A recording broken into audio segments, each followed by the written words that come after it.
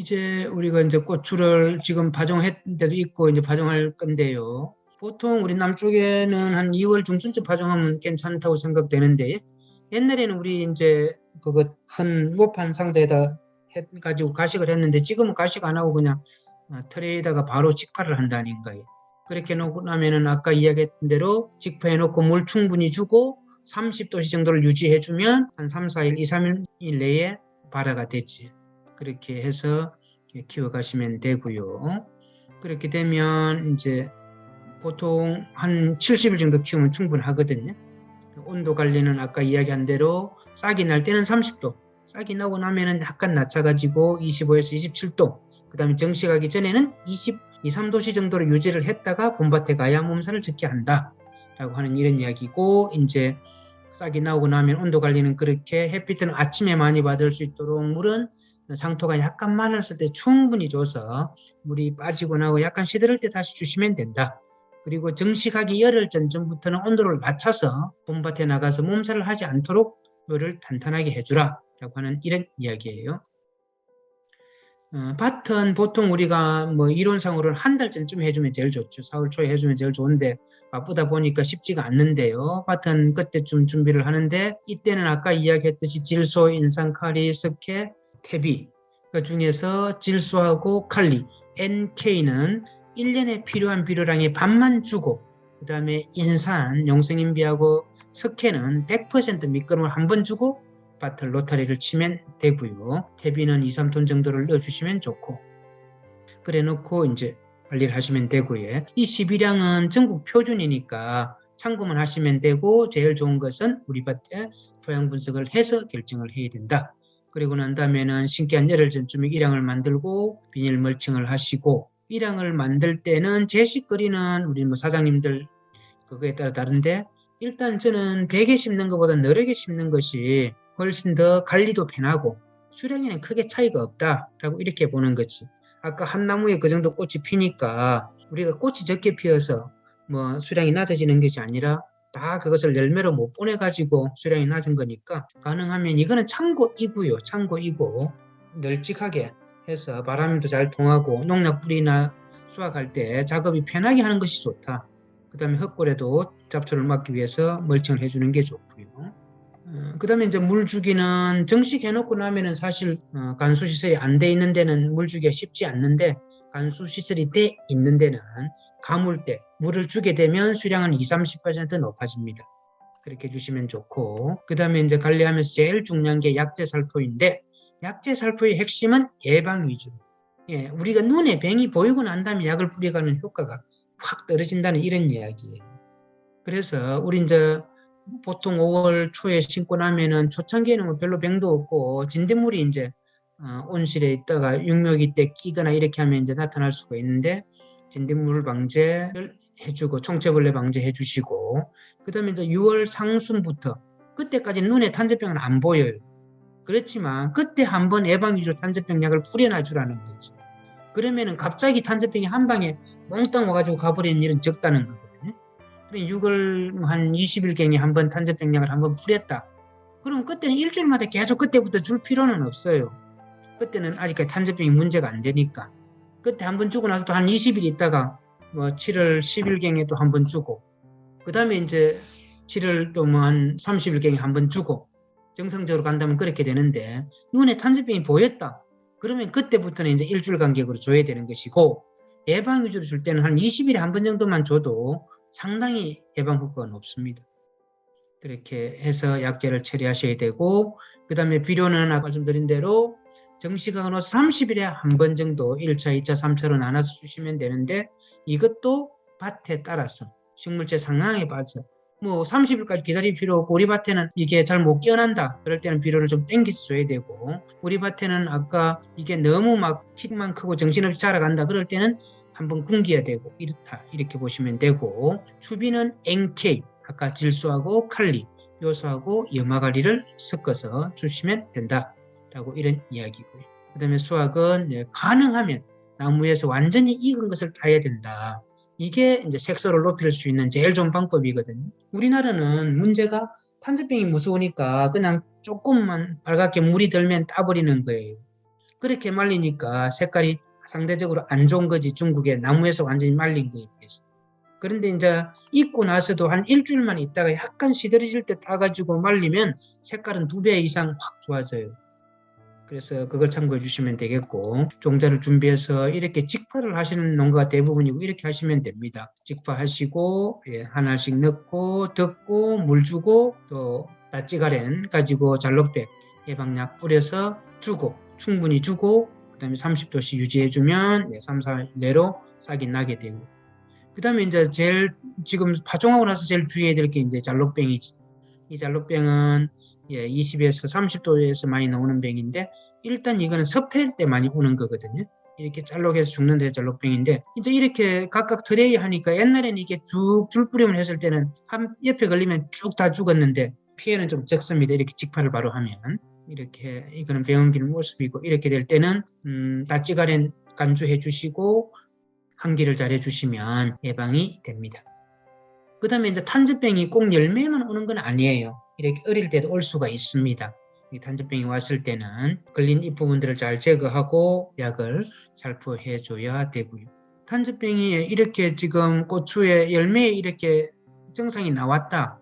이게는 지금 수천 마리가 붙어 있는 것이고, 증상이 없는 이 미끈한 이 부분에 이렇게 증상이 없는 이 잎사귀에는 이렇게 탄저병 병원균들이 붙어 있다, 이렇게 생각하시면 돼요. 그럼 이렇게 붙어 있을 때는 약 한 번만 주면 다 죽는 거지. 약이 다 맞으니까요. 그런데 이게 지금 병이 걸린 이 부분에는 한 번 실직 줘가지고는 절대 안 죽어요. 얘들은 막 몇 층으로 병균이 쌓여 있거든요.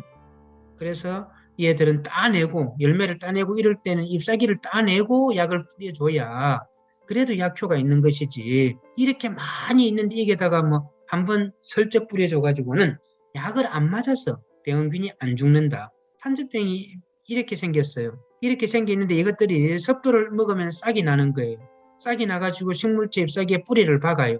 뿌리를 박고 여기에서 이제 새끼를 계속 치면서 비바람이 칠 때 옮겨가거든요. 그런데 이렇게 건조하고 햇빛이 강할 때는 가만히 이렇게 붙어만 있는 거예요, 잎사귀에. 절대 병을 일으키지는 않습니다. 병을 일으킬 때는 습도가 높을 때. 습도를 높을 때 싹이 나서 뚫고 들어가게 되는 거지. 이제 정식입니다. 정식은 이렇게 포트 높이와 같이 너무 깊게 심어도 안 되고 낮게 심어도 안 되고, 깊게 심으면 이쪽에 병이 오기 쉽고 낮게 심으면 가뭄을 타기가 쉽고, 이건 지금 현재 뿌리의 모습이고요. 이렇게 너무 깊이 심으면 헛뿌리가 이렇게 많이 나오는 거지. 헛게 덮여 있으니까 정상적인 것이고, 그 다음에 이제 우리 재배할 때 일향을 만드는 방법들은 농가에 따라서 2줄 재배도 하고 1줄 재배도 하는데, 제가 볼 때는 이 일향 사이는 넓게, 이 포기 사이는 좀 좁게 하더라도 이거는 최대한 넓게 해야 작업 관리가 편하다. 그 다음에 이 거리도 가능하면, 지금 워낙 식물체들이 세력이 좋기 때문에 넓게 심는 게 좋다라고 하는 게 제 의견입니다. 우리가 심고 난 다음에 주의해야 될 것이 저온 피해 아닌가요? 너무 일찍 심어놓으면 아까 15도씨 이하가 되면 꽃도 잘 안 피고 장애를 입어요. 그 다음에 눈으로 보이는 장애는 뭐 1도씨, 마이너스 1도씨 정도에서 한 4시간 지나야 장애가 나오는데, 그래도 10도씨 이하로 떨어지면 눈으로는 장애가 안 보이지만 꽃가루가 기능을 못해요. 싹이 안 나는 거지. 그래서 너무 일찍 심기보다는 어느 정도 너스리가 끝나고 난 다음에 심는 게 좋겠다. 그 다음에 터널 재배 최근에 많이 하는데 그것도 잘 생각하셔야 될 것 같아요. 터널 재배를 한다고 해서 수량이 그렇게 많이 늘어나는 건 아닌 것 같아요. 재배 기간이 좀 길어지니까 초기 수량은 좀 분명히 많아지는데, 결국 전체적으로 쭉 가면은 큰 수량 차이는 없다. 그럼 거기에 비해서 이제 일손이라든지 자재 투입이라든지 고려해가지고 터널 재배는 판단하셔야 될 것 같고요. 일찍 심어가지고 서리를 맞아서 이렇게 되는 수가 있는데, 이렇게 되면 이게 터널을 씌워도 터널 한 겹에 1, 2도밖에 차이가 안 되거든. 그래서 갑자기 뭐 영하로 떨어진다거나 이렇게 되면 이렇게 터널 안에서도 장애를 입게 됩니다. 그래서 너무 일찍 심는 것보다는 서리가 끝나고 난 다음에 심는 게 좋다라고 하는 게 제 생각이고요. 그래서 이제 우리가 서리 피해를 입었다. 그러면 이게 어떻게 해야 되나, 이거 뽑아내야 되나, 그냥 그대로 관리해야 되나 하는 이런 실험을 해봤었어요.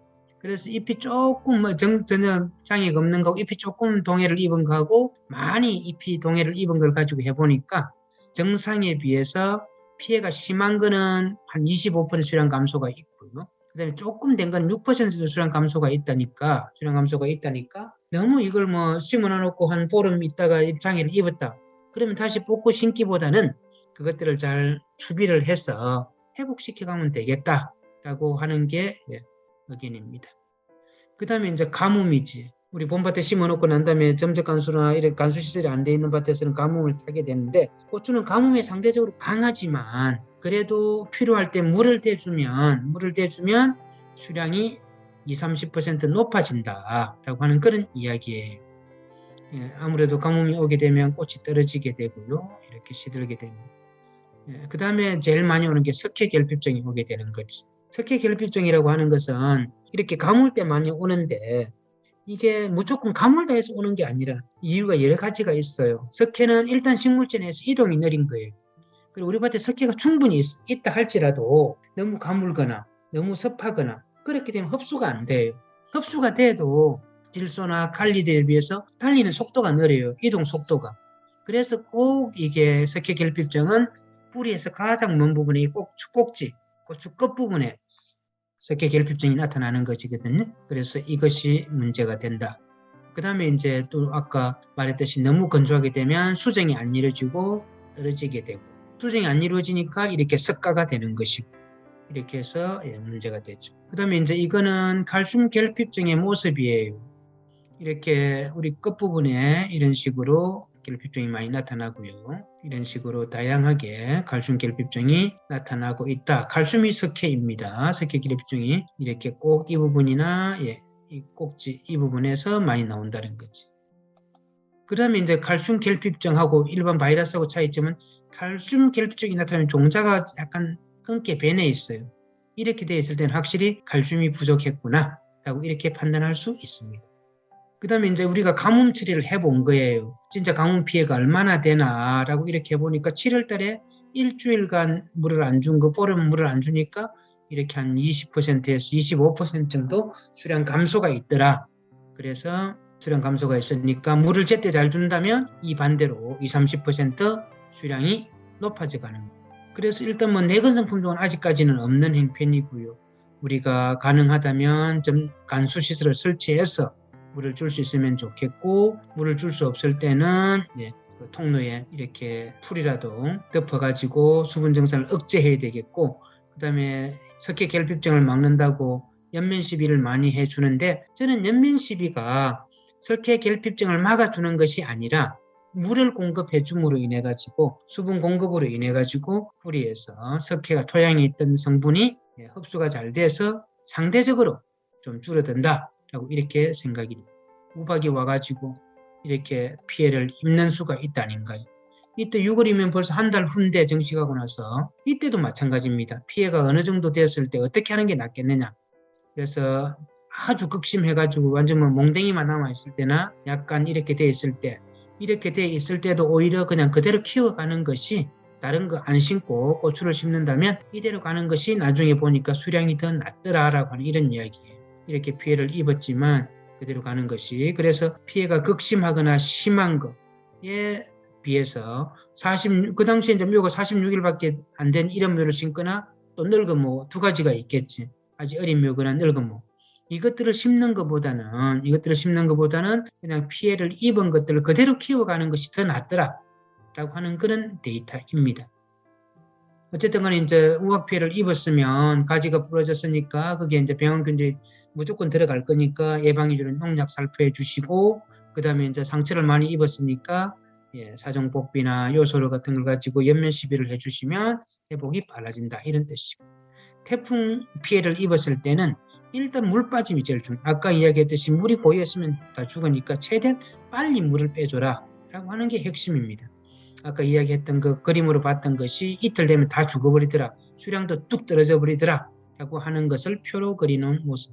이게 떨어지는 이유는 강합성이 안 되더라. 그걸 조사해보니 뿌리가 물에 잠겨 있으니까 이렇게 강합성률이 떨어져서 강합성이 제대로 안 되니까 수량이 이렇게 많이 떨어지더라 라고 하는 그런 이야기고요. 장마 침수 피해 대책은 다른 거 없습니다. 우리가 예상도 못했던 건데, 일단 갑자기 장마가 와가지고 침수가 됐다는 최대한 빨리 물을 빼주고 빨리 이렇게 채워주는 거, 그것이 제일 좋은 대책입니다. 그 다음에 이제 추비 주는 방법입니다. 아까 잠깐 설명을 했습니다만 정식 후에 25일, 30일 간격으로 1, 2, 3차 이렇게 나눠서 주시면 되고, 첫 번째는 그 포기와 포기 사이에 구멍을 뚫고 한번 주면 돼요. 그다음에 두 번째부터는 굳이 그렇게 줄 필요 없어요. 그냥 그 통로에다 뿌려주시면 충분히 섬에 들어간다. 그렇게 생각하시면 되고, 물비료를 줄 때는 이거 필요한 양을 물에 희석해가지고 800에서 1200배 정도로 희석해가지고 물조로 줘도 되고 점적 간수로 공급해줘도 되고 이렇게 하시면 된다. 이건 첫 번째 이제 포기 사이에 구멍을 뚫고 이렇게 비료를 주시는데 NK, 질소하고 칼리, 요소하고 염화가리를 주시면 되거든요. 그래 주시면 되는데 이제 이때 우리가 주의해야 될 게 아까 다비성이라고 그래서 고추는 비료를 많이 먹는다 그래가지고 몽땅 큰 밥 숟가락으로 한 그릇 주면 안 돼, 한 숟가락 주면 안 되고 커피 타는 숟가락으로 조그마한 숟가락으로 한 숟가락씩만 주면 된다. 그리고 난 다음에는 이게 통로에다가 두 번째부터는 통로에만 뿌려줘도 된다라고 하는 이런 이야기예요. 그 다음에 우리 이제 미생물 센터에서 공급해서가 많이 미생물 처리를 많이 하는데 미생물 처리해 주니까 한 5% 정수가 되더라 하는 그런 데이터입니다. 이것들은 아무래도 가물 때 이렇게 미생물 주면 석회 결핍 정도 예방이 될 것이고 그래서 수량이 높아지지 않을까 충분히 기대는 됩니다. 그 다음에 이제 우리 척지 방법입니다. 척지제거하는 방법입니다. 우리가 심어놔놓고 이렇게 안 따주는 게 제일 좋은 방법이에요. 고추 입장에서는. 그런데 우리나라는 땅이 좁다 보니까 빽빽하게 많이 심다 보니까 이걸 이대로 나눠가지고는 바람이 안 통하니까 그냥 일찍 이렇게 훑어버리는데 한 방에 이렇게 다 훑어버리면 안 된다는 거예요. 왜? 아까 말씀드렸듯이 이 잎사귀 7장이 열심히 일을 해야 꽃이 한 개를 키워가는데 이게 벌써 이게 10장 정도 잎사귀 제거해버리면 항상 부족한 거지.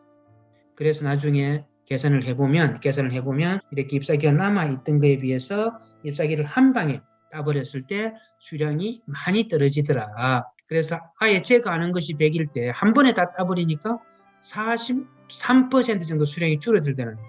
두 번에 걸쳐서 조금씩 따니까 25% 줄고 세 번에 걸쳐서 조금씩 필요한 잎사귀만 늙은 잎사귀만 따면서 관리하니까 수량이 안 떨어지더라 라고 하는 이런 이야기인데 우리는 꼭 따야 되는 걸로 생각하고 일찍이 다 훑어버리는 것은 안 맞다라고 생각하시면 될 것 같아요. 잡초 방제는 제가 특별히 안 해도 이거 제초제보다는 이렇게 볏짚이라든지 이런 부직포라든지 이런 걸 덮어서 관리를 해줘라. 그 다음에 비닐 멀칭을 할 때는 투명보다도 흑색 멀칭이 수량도 많고 잡초 발생도 줄일 수 있어서 좋다라고 하는 성적이 있고요. 최근에 이제 탄저병 때문에 비가림 재배를 많이 한다니. 비가림이라 다른 게 아닙니다. 그냥 하우스에 지붕만 있어서 비를 안 맞게 해주는 게 비가림 재배예요. 그렇게 하면 장점이 일단 늦게까지 아무래도 수확을 할 수가 있고 또 초창기에도 그 안에 턴을 씌워가면 좀 더 일찍 심을 수 있으니까 장점이 많이 있습니다. 품종은 아직까지 특별한 품종은 없는데 일단 우리 지역에 맞는 품종은 몇 가지를 골라가지고 테스트를 해서 골라가는 게 좋고 일단 품종 선택 요령은 일단 수량 많고 병에 적게 걸리고 내가 농사 짓기 편한 게 제일 좋은 품종이에요. 지금 현재 우리나라의 품종은 지금 현재 한 3,500품종 정도 등록돼 있어. 그래서 이제 우리 원예연구소에 어떤 품종이 좋습니까? 물었을 때 아무도 모르는 거지. 무안에 알맞는 품종은 무안에서 제일 잘 알 수 있어. 그래서 내가 농사 짓기 편한 품종이 제일 좋다. 품종은 제가 볼 때는 지금은 상향 평균화. 그래서 품종은 차이가 별로 안 나요. 별로 차이가 안 나고 내가 관리하기 좋고 내가 팔기에 좋은 맛이 좋고 색깔이 좋은 그걸 고르시면 되는데 별로 품종 간 차이는 없다라고 이렇게 보시면 되고요. 그 다음에 비가림 재배할 때 육묘는 7, 80일이 적당하고 이렇게 했을 때 뿌리의 분포를 나타내는 것이고 그 다음에 육묘 트레이는 72공이 좋더라 하는 그런 시험 결과가 있습니다. 그 다음에 이거는 이제 우리 너무 일찍 심었을 때 3월 25일, 4월 5일, 4월 15일, 5월 5일 날 심었을 때 3월 25일 날 심으니까 서리 피해가 없다면 수량이 높습니다. 그런데 서리 피해도 한 22%, 21% 되니까 위험 부담이 그만큼 큰 거지. 그래서 서리가 끝나고 나서 심는 게 좋다라고 하는 게 영양에서 시험한 결과입니다. 그 다음에 최근에 이제 이거 막덕기, 부직포, 이거 비닐보다는 좀 더 도움이 돼요. 이것들이 아무래도 보온력도 좀 더 있고 햇빛도 좀 투과되고 해충도 막아주고 하는 그런 장점들이 있습니다. 이건 지금 비가림 재배를 했을 때 노지에 비해서 한 3배 정도 수량은 많더라 라고 하는 그런 이야기고요. 그 다음에 이제 최근에 개발된 기술인데 간수를 이제 바로 점적 간수를 위에다 내는 게 아니라 저 밑에 한 15cm 밑에다 하니까 더 뭐 수량이 많더라 하는데 이게 쉽지는 않습니다. 일단 설치도 쉽지가 않고 어쨌든 간에 그렇게 하니까 수량이 조금 더 늘어나더라 하는 그런 이야기입니다. 그 다음에 이제 아까 이시가 높아서 문제인 밭에는 이렇게 밭에 꼬랑을 막고 물을 담갔다 뺐다 이렇게 해주면 이시를 낮출 수 있다 라고 하는 그런 시험 결과입니다. 이것도 현실성은 좀 적은 것 같아요. 실질적으로 하기는 쉽지는 않습니다. 그렇지만 너무 이시가 높아가지고 초기에 할착을 못하고 이럴 때는 이런 담수 처리를 해주니까 수량이 확실히 정수가 되더라 하는 그런 이야기입니다. 그 다음에 이제 계속 고추를 5년 동안 계속 고추만 심는 것보다는 고추 한 번 심고 마늘 참깨 심고 고추 2번 심고 마늘 참깨 심고 고추 3번 심고 마늘 참깨 심었을 때 고추만 계속 심은 것보다는 1년에 한 번씩 돌려 심으니까 근고추 수량이 27%, 19%, 17% 높아지더라. 그래서 고추 3번 심고 마늘이나 참깨를 한 번 심으면 고추 수량이 한 17% 높더라라고 하는 이런 이야기입니다. 참고하시면 될 것 같고요. 그 다음에 이거는 이제 비가림 할 때 옆에 차광망을 쳐주면 진딧물이 들어오는 것을 확실하게 막더라 하는 그런 이야기입니다. 그 다음에 이제 최근에는 거의 잘 안 쓰고 있습니다. 포도처럼 이렇게 밤 비가림을 해줘도 상당히 도움이 되더라 라고 하는 이야기인데, 근데 고추는 이게 밑에 땅바닥에 포도는 위에 붙어 있으니까 큰 문제가 안 되는데 밑에서부터 자라기 때문에 이게 별로 효과가 좀 많이 떨어져요. 그래서 지금 별로 선호를 안 하고 있습니다. 그렇게 했을 때 옛날에 실험 당시에는 상당히 수량도 많고 병의 예방도 도움이 됐었는데 지금은 별로이다 라고 하는 게 제 의견입니다. 그 다음에 유인 지주세워주기입니다. 일단 지주세워주기를 하는 이유는 고추가 편안하게 넘어가지 않게 이렇게 세워주는 게 핵심인데 우리는 고추를 그냥 잘 안 넘어가게만 해주면 되는데 꽁 달아묶어가지고 숨도 못 쓰게 그래주면 안 해주는 게 낫습니다. 오히려 넘어가는 게 낫고 이렇게 최대한 고추가 팔을 잘 벌리고 일할 수 있도록 이렇게 유인을 해줘야만 유인 효과가 있다라고 하는 게 메시지입니다. 그래서 일자로 이렇게 그냥 꽁꽁 묶어 놓는 거, B자로 좀 간격을 늘려놓은 거, V자로 해놓은 거 했을 때 V자로 하는 게 훨씬 수량이 좀 더 높더라라고 하는 이런 데이터가 있습니다. 그 다음에 이거는 이제 비가림 하우스나 이렇게 할 때 고추가 너무 키가 컸을 때는 우리 1m에서 잘라버리는 거, 1.5m 자르는 거, 아예 안 자르는 거 했을 때 안 자르는 거에 비해서 1.5m에 잘랐을 때는 키는 낮출 수 있고 수량에는 감소가 없더라 하는 그런 데이터예요. 그 다음에 1m에서 허리에서 잘라버리니까 수량도 좀 많이 떨어지고 그렇더라 이거지. 그러니까 이거는 비가림 하우스나 여름철에 할 때 너무 키가 크다 그럴 때는 우리 가슴 정도 높이에서 잘라가지고 한번 키우면 수량 감소는 없고 키는 낮출 수 있어서 관리가 편하다라고 이렇게 이해하시면 될 것 같습니다.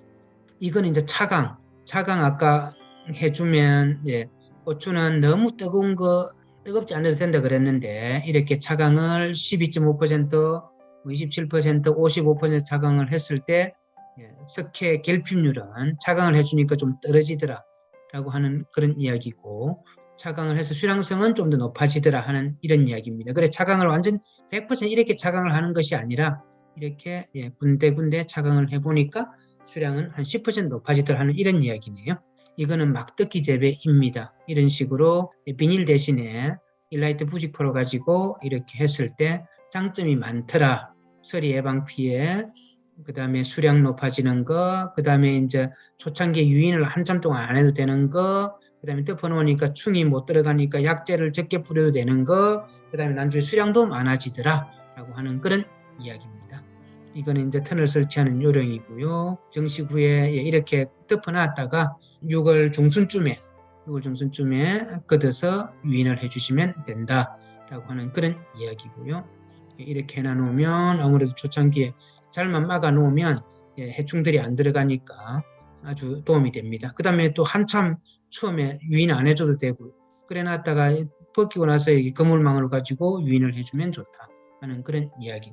부직포를 씌우니까 서리 예방 효과가 분명히 있더라라고 하는 것이고요. 수량도 높아지더라 하는 것이고요. 그 다음에 이제 비가림 하우스에서는 한기팬을 돌려주니까 온도가 좀 떨어지고 수분도 잘 되고 해서 수량이 높아지고 석회 결핍 증가는 줄어들더라 하는 그런 이야기입니다. 아까 이야기했던 홍고추 우리가 빨갛게 익고 나서 일주일만 더 있다가 따면 빨간 색깔이 이렇게 좋아진다는 이런 뜻이에요. 우리는 보통 그냥 빨갛게 물만 들면 따버리는데 최대한 좀 늦게 따주라 하는 그런 이야기고요. 과일의 크기는 한 20일 되면 약 오를 때 되면 크기는 다 큰 겁니다. 그때부터는 색깔이 변하는 것이고 당도가 높아가는 것이고 매운맛은 줄어들어갑니다. 약이 오르고 난 다음부터 시간이 지나면서 그런 단맛은 더 늘어나고 색깔은 더 늘어나고 시간이 지날수록 당 함량은 계속 증가되는 것이고요. 그 다음에 수확하기 한 열흘쯤 한 달 전쯤에 미리 뿌리를 잘라주니까 더 수량이 많더라. 어차피 막판에 달린 건 우리가 못 따거든요. 그래서 미리 10월 말에 지제부를 잘라가지고 하니까 더 따는 게 많더라라고 하는 이런 시험 결과입니다. 무처리에 비해서 5주 전에, 한 달 전에 하니까 수량이 13% 많아지더라는 이런 이야기고요. 고추를 딸 때는 이렇게 잘 익은 것을 따라 이런 것 따지 말고 이런 것을 따서 말려야 색깔이 좋아진다 하는 그런 이야기고요. 그 다음에 말릴 때는 65도씨 이내에서 말려야 되는데 너무 높은 온도에서 말리면 고추가 이렇게 검게 타게 된다라고 하는 것을 정리를 해놨습니다. 건고추 보관할 때는 온도는 10도씨, 그 다음에 습도는 69% 미만, 69% 이상이 되니까 곰팡이가 잘 쓸더라고 하는 이런 연구 결과가 있으니까 참고해 주셔야 될 것 같고요. 풋고추도 마찬가지입니다. 이렇게 너무 또 일찍 땄을 때는 종자가 끊게 변한다는데 그래도 이제 이 고추는 너무 늦게 딸 수는 없습니다. 너무 따면은 약이 올라가지고 맛이 없는 수가 있기 때문에 적당한 시기에 따야 되는데 어쨌든 간에 늦게 따니까 고추 씨가 끊게 변하는 건 적더라. 그 다음에 이것도 이제 온도가 낮게 관리했을 때 냉장고에 넣어놨을 때 이제 냉해 피해 때문에 이렇게 고추 씨가 끊게 되는 거거든요. 참고하시면 되고요. 처음에 시작할 때부터 이야기했었는데 진짜 우리 고추 농사를 짓는 분들은 저는 애국자라고 생각하고 앞으로 언제 중국에서 또 중국 고추 수입이 중단될지 모르고 중단되게 된다면 우리 난리가 날 것이고 그 다음에 우리 계속 후손들도 계속 고추는 먹어야 되는데 이대로 가다가는 고추 농사 없어져 가지고 못 먹는 일이 있지 않을까 하는 이런 염려가 됩니다. 이상입니다.